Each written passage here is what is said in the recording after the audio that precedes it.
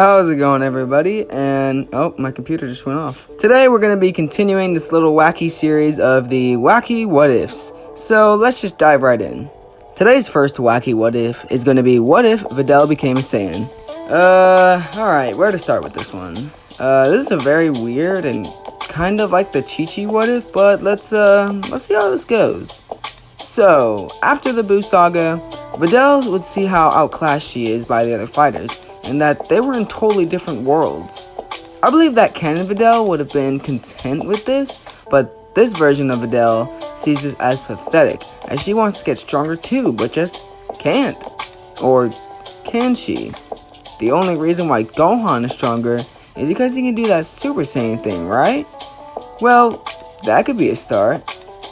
Videl would go to Gohan with this idea, and Gohan would try to warn her, but she would be committed to the idea, no matter what. Videl would then use the Dragon Balls to make herself into a Saiyan, but Gohan would add another side effect to the wish so that she doesn't become too much out of character. Videl would become a Saiyan, and once she would have Gohan teach her Super Saiyan. For the 4-year time skip, Gohan and Videl would train with each other, and soon enough, she's able to become a Super Saiyan. I think because of her anger outburst, she'd be able to go as far as to become a Super Saiyan 2 within the 4 years, but she would have trouble with it. Soon enough, Beerus would arrive and threaten the planet with the prophecy of the Super Saiyan God, and this time, since Videl's a Saiyan, they would be able to do the ritual successfully on Goku. After Goku would become the Super Saiyan God, Videl would see that this is a new level of power, and would want to become a god as well. But first, she would have Pan, and Pan this time around would actually have a tail. Videl would soon enough have to do the ritual on herself with Gohan, then training her to control her new power. With Gohan and Videl training, Golden Frieza would have been a wash. Alright, just imagine this. An Ultimate Gohan who hasn't stopped training since the Buu saga, and Videl, whose power almost rivals Gohan's, as a Saiyan. Yeah, Golden Frieza is out of the park here. Or, you guys get, okay, you don't get it, he's dead, pretty much. Golden Frieza is defeated with Goku being proud of his son, and Videl, so he would invite the two to the Tournament of Destroyers. The two would join after fixing up some schedules, with Gohan deciding to go into the hyperbolic time chamber so they can get stronger. They wouldn't go in for as long as Goku and Vegeta would, but they would do at least 1 year in the time chamber. And during that time, Gohan becomes much more stronger in his ultimate form, and Videl is able to master Super Saiyan God, and even come out with her start of Super Saiyan Blue. Since Videl and Gohan are on the team, Piccolo and Buu would just be spectators. The tournament proceeds, with Goku losing to Frost, but Gohan would be able to expose Frost. Next would be Gohan against Vegeta, and I think Gohan would be able to make a strategy to defeat Vegeta. That, or he can go back to being his Buu saga self with his insults. Next would be Gohan against Kaba, and since Gohan helped Videl become a Super Saiyan, I think he would help Kaba with the same issue.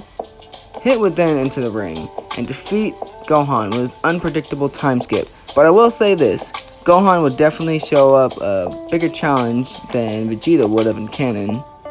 Now, I'm not saying that Gohan, or this Gohan, would be stronger than that Vegeta, or that this hypothetical what if Gohan would be stronger than the canon Super Saiyan Blue Vegeta during the Tournament of Destroyers. I'm just saying that Gohan is more of the analytical fighter, while Vegeta is more of a brawler. So it would really come down to Gohan using his head more than Vegeta would, and I think this would give him the edge in the fight, but obviously he would still lose. So I just wanted to add that little comment.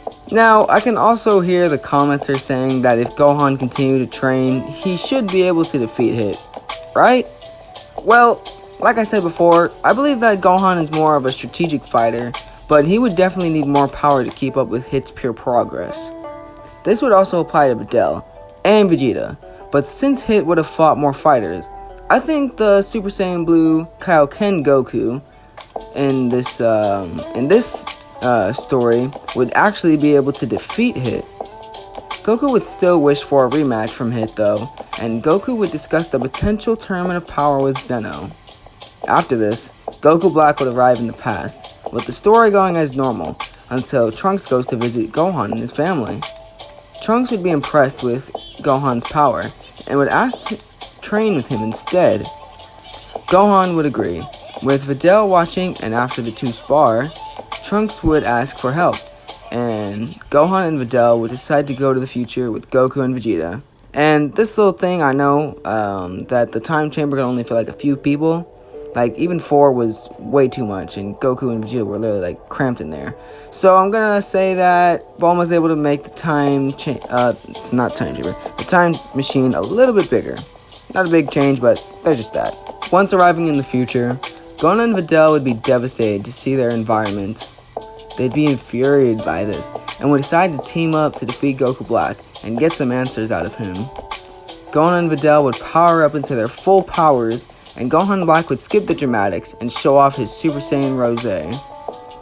Now, with a combined Gohan, who has been training since the Buu Saga, and a Saiyan Videl, who has the same almost potential as Gohan, and now which is enhanced by God Ki, I think that Goku Black would have a hard time with that, even in his Rose form.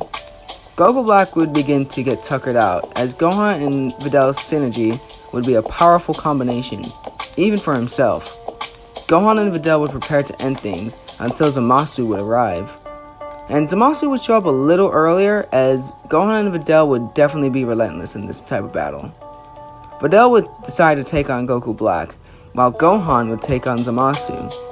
Videl would test her might against the old martial arts champion, and her inspiration to get stronger. Videl's ferocity would fuel her power, with Goku Black seeing that her power is only rising, and that soon enough, his demise would be met. Videl would be able to defeat Goku Black, and they would be able to finish Zamasu away by sealing him away. Now, that doesn't really matter, I'm just saying that Zamasu would be sealed away. I just want to get that out of the way, going like, oh, what? Doesn't Zeno just erase him? Well, yeah, he can, but I'm going to say in this story of events that they seal away Zamasu. The tournament power would come around, but I'm pretty sure with a trained up Gohan and a Saiyan Videl who is literally on the same potential as a trained up Gohan, which would be possibly even stronger than a Super Saiyan Blue Goku around this time, I think it's pretty obvious that they would win the tournament of power. And yeah, I know it's a little anticlimactic, but I don't want to like go into a whole crazy spiel about it. These wacky what-ifs are just for fun, so let's move on to the next one. Alright, for this one, we're going to go a little bit off canon with this story, and this one is going to be one of my favorite ideas so far. What if Cooler raised Turles? I actually am not sure if other YouTubers have done this, but I'm going to be doing this scenario in a wacky little spin. So, let's begin the story. So, both these characters are non-canon, but these wacky what-ifs don't exactly take that into account.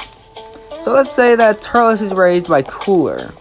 In this story, Frieza still annihilates Planet Vegeta, but before he does, Cooler hears about his brother being afraid of a so-called Super Saiyan, and he decides that the best way he can get back to his brother for taking his empire would just be to raise one.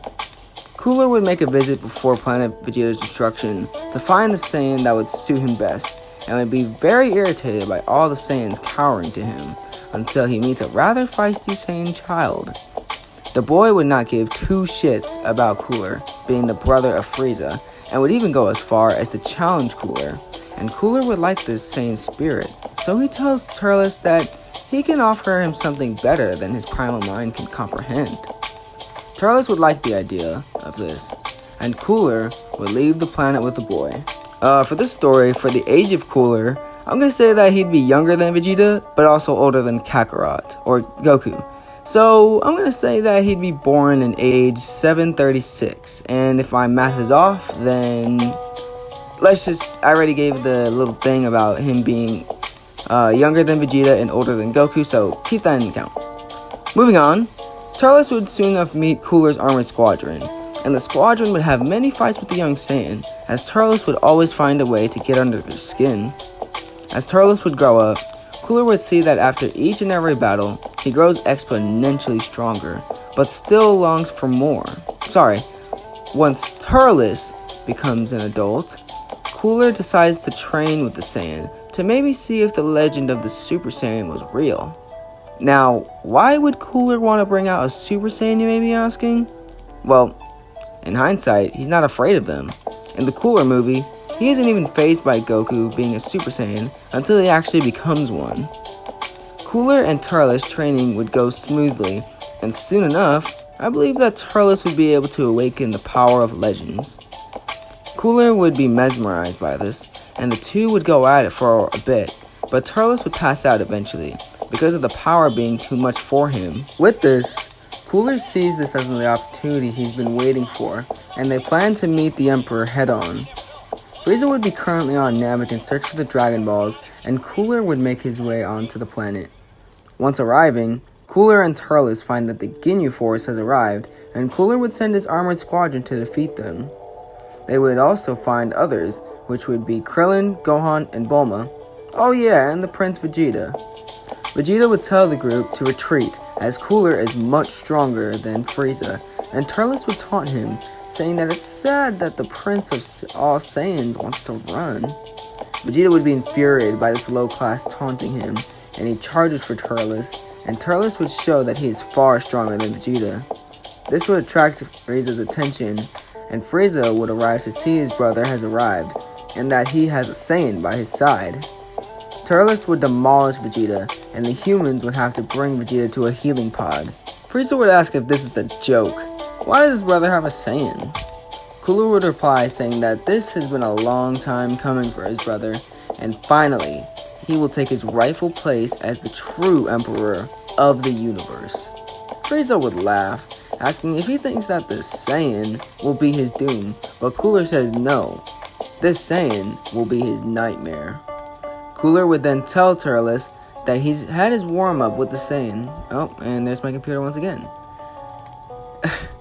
Okay, let me start over. Cooler, I'm gonna keep that in.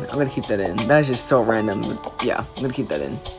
Cooler would then tell Turles that he's had his warm-up with the prince, and now he can have his revenge against Frieza. Grow an evil smirk as he'd set his eyes upon Frieza and charge towards him.